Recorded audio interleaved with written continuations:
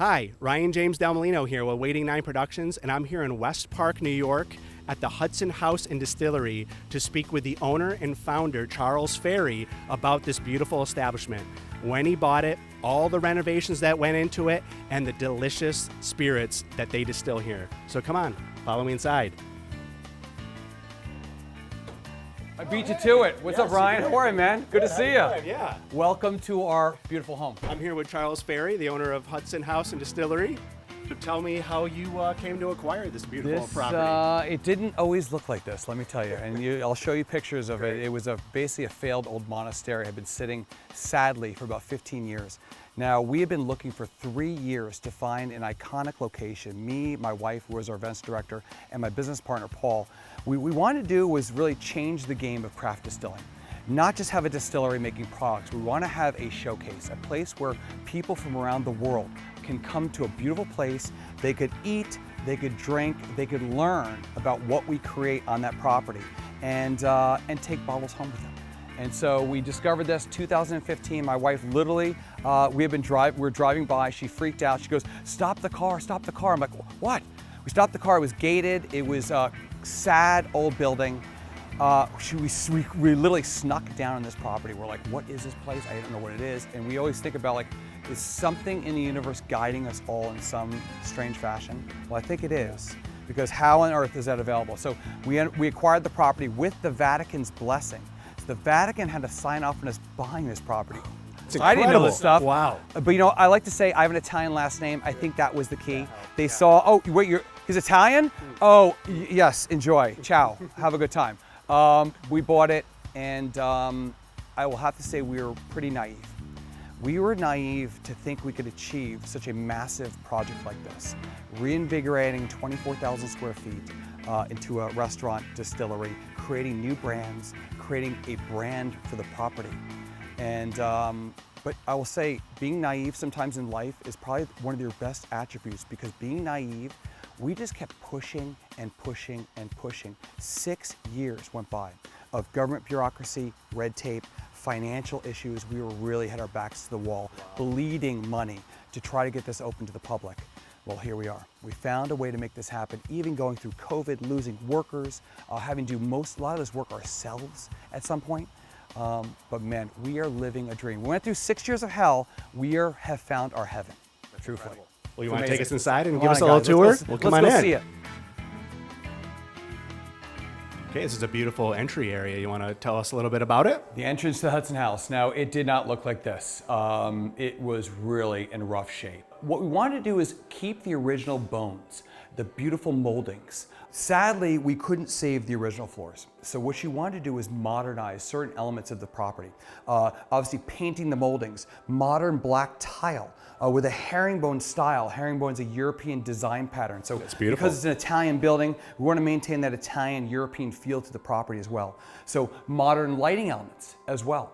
Now you'll notice there's artwork throughout the entire property. My wife helps to curate for these local Hudson Valley artists, and we want to support them in the community. So you sell all we these? sell these. Oh, Every beautiful. piece is Awesome. for sale to Yeah. support their dreams and their aspirations. We have some amazing artists, and we sell them, which is great. It actually makes us so happy to sell them. I bet. And it makes our walls look so unique and different. So we always tell people when they come in here, if you like anything on the walls, please help support our artists. It's great. Sometimes we're sad to see pieces go because we're like, shoot, our walls. But we've always found something else that works for that room. Now let's go into the parlor. Okay. Here's our parlor. This is more of a restaurant style seating setup here. But what you have is original fireplace. How amazing is that? That is Original great. Yeah, I was gonna floors. ask about the floor here. 175 years old. Look at the original doors. The original hardware of these doors. All original. And here, pocket doors, all functioning. Wow. So we can separate these rooms when we have private events. We can keep it open here for our normal service. I mean, just amazing. Now, I'm gonna take you into the sun porch. This room has yearly views of the Hudson River. I mean, how incredible is this? My father, Paul, my business partner, and myself broke our backs carving out some of these trees here to get those views of the river. All right, now we're gonna go into the other side of the manor. So this is the one side. We're gonna move over to the other section of the manor. So I want to briefly talk about this. Right? Sorry, I geek out with some things like yeah, this. no, It's I love really it. important, I love it. It's but great. it's just beautiful. Original banister to the manor. Now, the first owner was a guy named Archibald Russell, who was a banker, which is very fitting because I was a former banker. Very strange synergies in life. Very strange. But he had this banister is still here. Now, I'm just shocked. There's not one crack or split in this banister. There's not one spindle missing 3 stories up. Wow. I just cannot believe. You didn't replace anything on nothing. this. Wow. This is just amazing to me. This Italian arch, we had to replaster all these walls, replaster. I mean, this is where the money started spiraling on us. It got really ugly over 6 years. But we wanted to bring back the original beauty, and it's hard to replicate this stuff. So we had to really work with this building. Now this staircase will go up towards the hotel. Okay. So we'll have a 25-room boutique hotel in the coming years. Okay. Where hopefully within 2 years we'll have hotel rooms. So you could stay, so you could eat, Incredible. drink, and stumble up to your rooms at nighttime, right? But right now all your we wedding have guests. Exactly. Yep. Our wedding guests can stay over. The room up there is actually a bridal lounge. So our wedding guests do have a room getting ready here. Perfect. So we're a full wedding venue. So I'd like to show you that room as well. Cool, So let's go. Yep. And this will give you a hint of what the rooms for the hotel will look like. Look at that fireplace. Wow. You cannot, it's a one of a kind. I mean, how stunning, made of stone and brick. Just beautiful. Even the carvings. Yeah. Like, who did that back in the days? I mean, 1800s. I mean, that's just amazing to me. So we have a beautiful lounge here for our bride and her girls getting ready, or guys, whoever it is. But look at this room, vintage chandelier. My wife found this down in New Jersey. So this room has probably the best lighting in the entire manor. So we kind of want to get this room finished first for our guests that are staying here for weddings. Incredible. Wow. So this is the dining room, huh? This room can be reserved for up to 8 guests. So you can literally go online or call us and say you want to reserve the dining room. You guys should have a private dinner experience, almost like you're in your own beautiful home, right? And you're having a wonderful dinner. You can close the doors if you have a meeting going on here, you want privacy. So how cool is this? So the amazing thing about the building kind of spoke to us on how it should work, how should it flow. With these old buildings, you don't want to just start knocking walls down and putting your vision in there. We really want to work with the confines of what this building is and work with that building. I think the ghosts are much happier now by doing it that way. But it kind of worked where we had the restaurant over there, private dining experience over here, and this is going to lead into our lounge over here. But this room here has a vintage chandelier my wife sourced. Again, original floors. Fireplaces are original. So again, using that original beauty of this building and just bring it back to life for everyone. And some amazing artwork. So let's go into the lounge. So this is the lounge. Again, a much different experience. It's a dark room, it's rich, it's cozy. It's cozy, I was gonna say that, really cozy. Beautiful, stunning fireplace. What a work of art. I mean, it's just stunning to have this fireplace. Now, beautiful artwork, pocket windows they put in here. I mean, I've never heard of that, I heard pocket doors, but I guess they had so much money, let's put some pocket windows in. So for us though, we keep the room dark and cozy. Now again, this gives you a totally different experience. Now you come to the Hudson House, let's say you don't want the water views, let's say you don't want to hang out with the restaurant, let's say you don't have a dinner party, but maybe you want to have a little date night. You come in this nice cozy room here any season on the couches or have a dinner at one of the tables here. So again, we wanted to pique everyone's interest. Whatever you're feeling, this can give you that feel wherever you want to be. Again, another vintage chandelier my wife sourced, just beautiful. So we mix that vintage with new.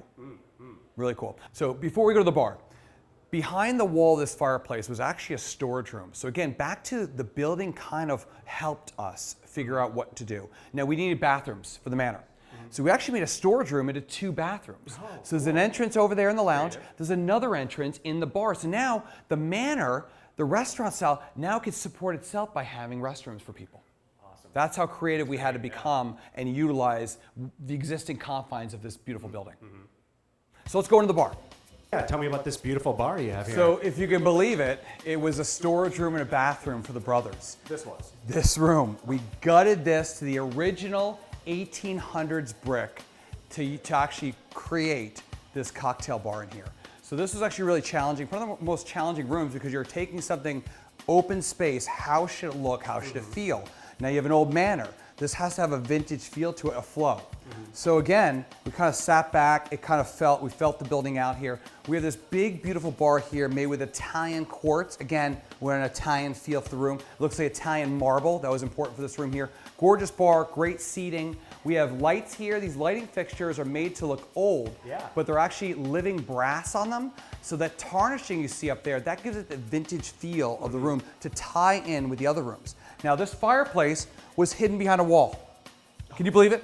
We were hoping to find treasure bar, like gold bars. We're like, please, is there something here? No, we got a fireplace. So the fireplace became a focal point of the room. We'll take it. I mean, what a treasure this is. So this became a focal point of the room here.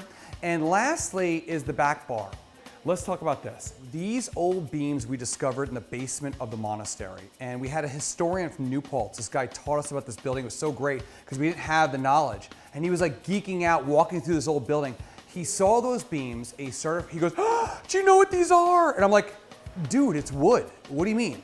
He goes, it's extinct American chestnut. These trees died out with a blight in the 1930s. He goes, please, they're worth a fortune, but do something special with them. We'll reclaim them into our back bar. So now that extinct old wood is holding up our life, the spirits that we are creating on site here. Anywhere you see a black door, you see these doors here? Were actually windows. Oh, okay. So anywhere in the property you see these new black doors, obviously a modern look, but they were actually windows. So again, we had to visualize getting access to the outside, what windows had to be taken out. So these windows were so big, we made transoms and doors to lead out to that huge deck on the river.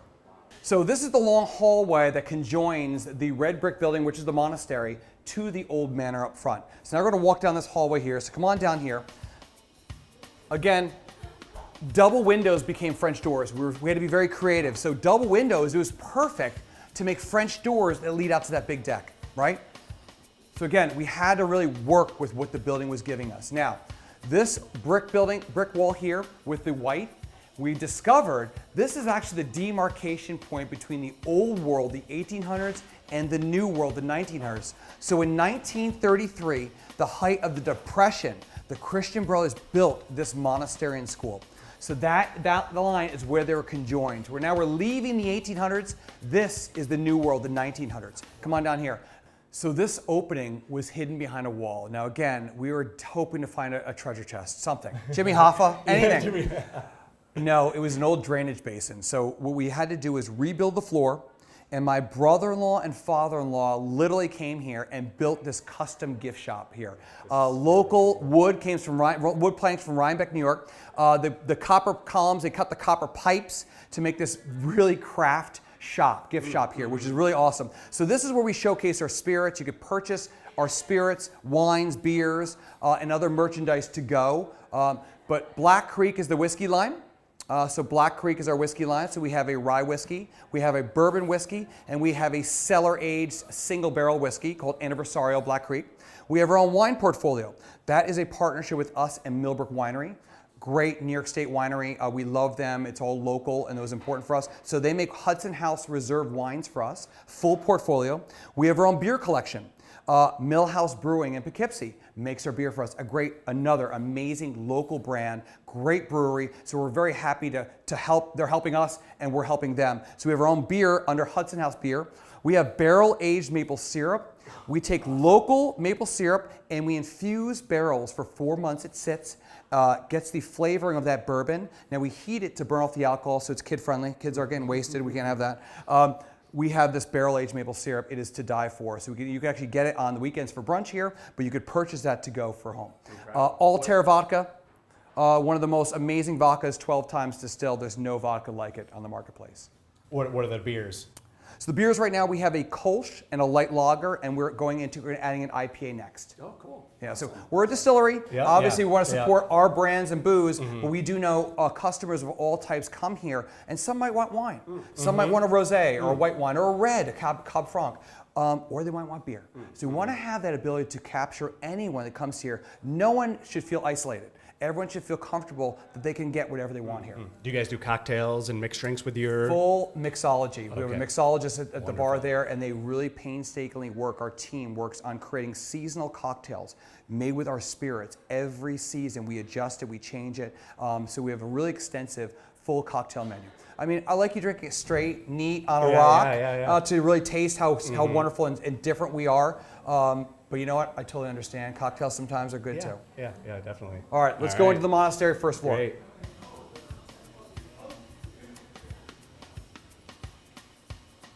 So this room did not exist when we first opened up. We opened in October of 21, right after COVID, and we were in dire straits. We were financially in tough situation. We had been bled over 6 years. Then COVID hits, we qualified for nothing. So Paul and myself, my wife, we were here doing work, tile work, anything we could do to get this place open. So we opened with just the front manor, and that was it. We were blending, our chief distiller passed away. In a horrible moment, he built our distillery downstairs. We spent so much time, he was a friend, and to have him pass away on us was just a gut punch to the business, and we could have been done. That could have been it for us. We found a way to persevere and keep pushing forward. We invested every penny after we opened up, giving out free chips, blending our whiskeys, to putting into this event space. Now this was an old chapel. It was a library and a refectory for the brothers. It was 3 different rooms. We gutted this entire 3 different rooms. 3 different rooms, gutted this room to the raw brick, even had to sand each brick individually.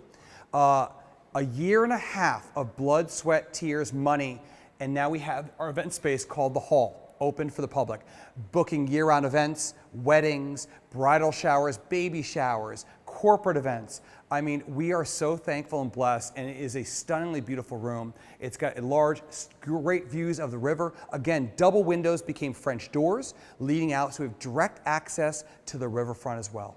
How many people can fit in this space?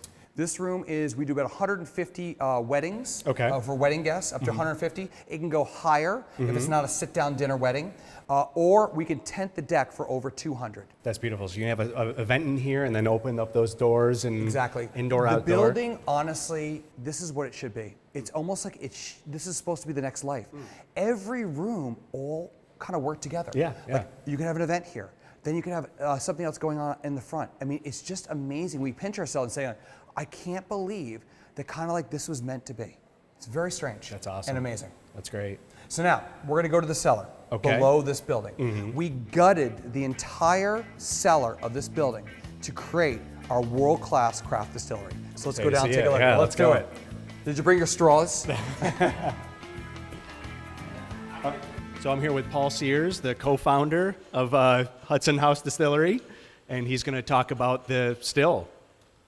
Our process all begins over there in the corner. We consider ourselves a grain-to-glass distillery. Everything comes in as whole grain. That's rye that you see right in front of you. In the back corner, we have corn, we have malted barley. We also mill our own grain. We don't bring in the grain milled. We decided to just be control freaks and take care of all of that. Similar concept to coffee. You know, when you grind coffee beans and brew that coffee, right away you get the freshness, a little bit same kind of concept, more flavor. We cook everything over there. Sizes, if I'm doing a neutral spirit run, it's about 1,000 pounds of corn. If I'm doing a bourbon, it's about 675 pounds of corn, 250 pounds of rye, about 100 pounds of malted barley. So everything gets milled and goes into that Frankenstein-looking tank over there in the corner, the mash tun. That's where we want to break down all the proteins and convert all that starch into sugar, so our yeast has something to convert into ethanol. Get it to about 190 degrees, we'll drop the temperature, add some enzymes along the way, and then we're going to pump it over to one of our 5 ferment tanks where it will be fermenting for the next anywhere between 10 to 14 days, depending on what we do. And then from there, we're ready to distill. I mean, at that point, I've basically made a beer. I've produced anywhere between 11% ethanol and maybe 10% ethanol and up to 16% ethanol. There's no carbonation in it, but it's basically fermented grain, which is essentially beer. We call it beer. We pump it out over here to our 500-gallon, 2,000-liter copper pot still, which is the behemoth behind you. And that's where we're going to strip all of the ethanol off of that wash so we can collect it. We'll collect it in here. That's called low wines. We're going to take 4 of those ferments, 4 low wines, put them back into the still so we can actually rectify the spirit into either a whiskey, depending on what we're making, or a neutral spirit to make our vodka or gin. Oh, gin too, okay. Yeah, so that's gin right there. It's actually proofing down right now. It takes a couple weeks to get it down to proof, to let that water kind of, just completely incorporate with all of the oils and esters that we've created from the botanicals. Our rectification columns is really where we do most of our bidding for a neutral spirit. is where we do most of our rectification. On a bourbon or a whiskey or a rye or anything that I'm going to put into a barrel and age, we don't want to rectify it too much. We want to leave as much flavor in there as possible, so we're not trying to clean it. When we're trying to get to a neutral spirit, we have to get to a proof of 190 or greater. That's 95% alcohol. It's Everclear if you went to college. So that's literally 5% water and then the rest ethanol. So we have to go slow and be very careful. So when we're doing a whiskey, we're just going to push it through rather quickly. We'll rectify it just enough so that we get to the right proof, and then we'll proof it down and put into the barrels and age, which is what we're doing over there. The way that the columns work is that the vapor that we create, the ethanol vapor from the boil, is going to rise first because ethanol's boiling point is lower than that of water. It's going to rise first, and it's going to enter this little window right there where the first thermostat is. Now, inside each of those windows are plates that we can open and close perforations. They're called bubble plates. When we are not rectifying and just stripping, we keep the plates open so there's no resistance. But when we're rectifying, we close the plates so we have as much resistance as possible so that as the vapor travels up, it hits colder copper, it will condense back into a liquid. We call that reflux, and it'll go back to the pot and recirculate until the ethanol vapor is what's left. And that's going to work its way to the top. At the top of each of these two columns is another condenser we call a deflator, where we're sending a ton of cold water. That's why you can see the discoloration of the copper. Where we're sending a ton of cold water to maintain certain temperatures so that we can keep that vapor running through. Our columns are set in series, not parallel. So when it goes through one column, it goes through another. Grey Goose says they're 12 times distilled. We're 18 because we have 9 of those plates in each one. So okay. Same thing. The last one that you see here, this is our condenser. It's also called a shotgun condenser. This is where we actually condense all of the remaining vapor back into the spirit. We break it up into 3 parts. There are 3 parts to every distillation run. Heads, 5% goes in that little tank right there. That's methanol. That's the stuff you can't drink. That's the stuff that'll kill you. Hearts is what you want. That'll come out the middle, right out of the parrot. Hearts, if it's a neutral spirit, is what we'll proof down and make into vodka or gin. Or hearts, if it's a bourbon or a whiskey, it's what we'll put into a barrel and age. And then last but not least, tails. Less ethanol to distill, less flavor. It changes. You get rid of it, put it into the next batch. And that's really the basics of our distilling process. The other key feature to our distillery is our well. We have a deep artisanal well. Charles calls it holy water, but the science is this. The geology on the property is fantastic. We have iron, we have slate, we have quartz, we have granite, we have all sorts of amazing geology here, but then we also have the limestone that the water travels under, soaking up all that mineral content, but it's soft. And so when we're talking about doing a vodka batch, we're going from 191.2 down to 80. We're going to use a lot of water to get there. And so our water is an important part. And so it really adds a smoothness to our spirits that I will tell you, recipe for recipe, dollars to dollars, donuts to donuts, I think is smoother than anybody in the area just because of the signature of our water. Yeah. And it's really quite unique. We really lucked out. The metaphor I use is that when we were looking for properties, looking at properties, and we found this one, we casted our leading lady in our feature film. And that's what this place is, because this property had everything for us. I'm running out of space, as you can see, but this property had everything for us, which is great. Yeah, it's like Charles said, it's like divinely, like you found this place, like a miracle, you know, like.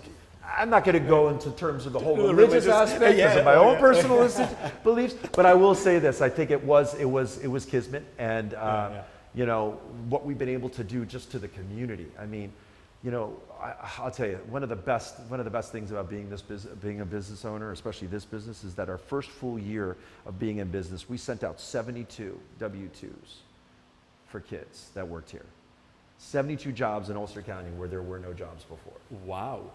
So you guys employ 72 people? We had, throughout the course of the year, there were 72 people that worked here. Wow.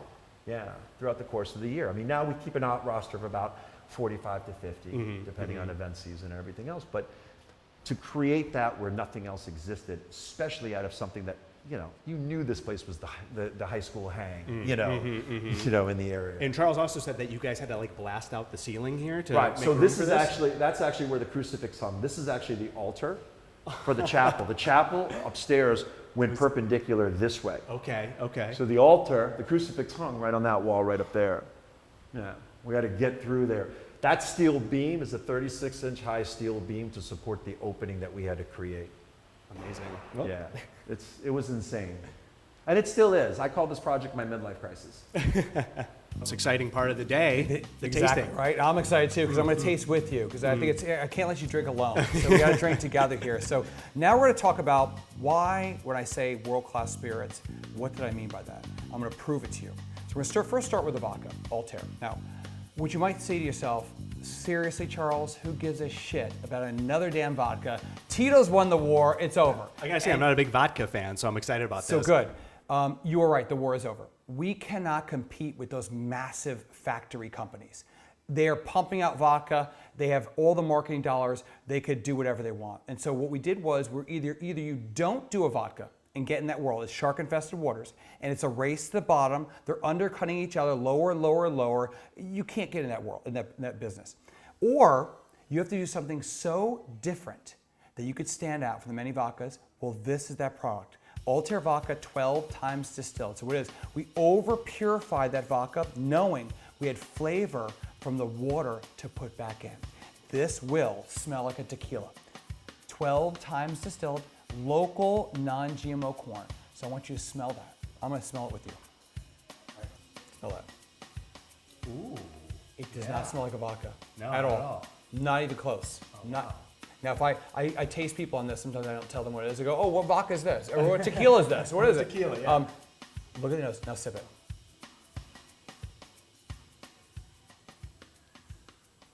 That is 80 proof.